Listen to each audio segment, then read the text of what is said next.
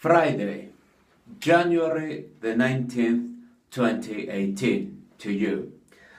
We are at the beginning of 2018 and there is already a candidate for the news of the year. It is not the eventual US government shutdown. It is not a coalition agreement in Germany either. Capetown is facing its worst water crisis. According to the city officials, by April the 21st, South Africa's capital city could run out of water. The main culprit for this ongoing crisis is the drought. Capetown's median yearly rainfall is 513.4 millimeters. In 2016, however, only 221 millimeters of rain fell in that city. Even worse, 153.5 millimeters of rain fell last year. By the way, the cumulative median rainfall by April the 21st, it's only 71.2 millimeters. So, day zero seems inevitable. That said, both civil population and political leadership have their share of guilt. The city government recommends that each person use 87 liters of water per day, but 60% of Capetonians are using more than such level.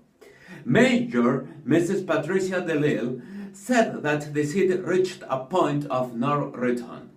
From February, residents will have to limit their daily water consumption to 50 liters. Also, the city government has asked residents to limit their showers to a couple of minutes, stop watering their lawns, no washing of cars, and flushing toilets only when necessary. Like the saying goes, if it is yellow, but let it mellow, if it is brown, flush it down. Capetonian politicians have not cut the mustard in this crisis. Indeed, there has been an acrimonious conflict between Mayor DeLille and city councillors over emergency measures. For a start, the unpopular drought levy was rejected by the council. On the other hand, South Africa's national government has been reluctant to intervene. Bad news, President Zuma. You will have to do so sooner or later. A lack of water will surely cause a huge social crisis.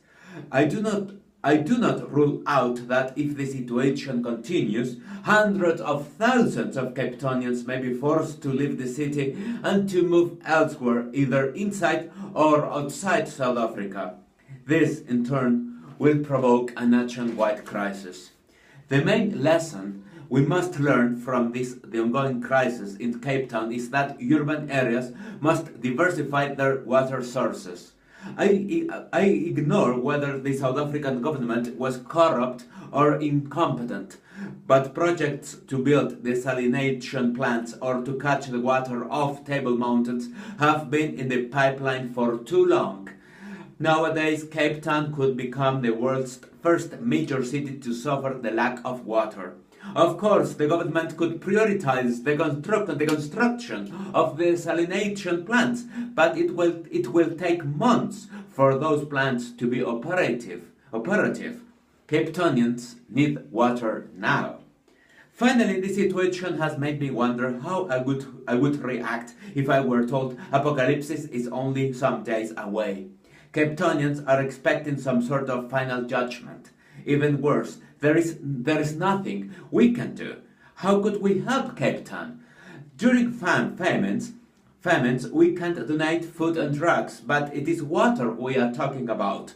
How could we transport it? How many tankers would be required to supply 3.8 million people? And for how long? Poor Capetonians, they are home and dry. The world is still on.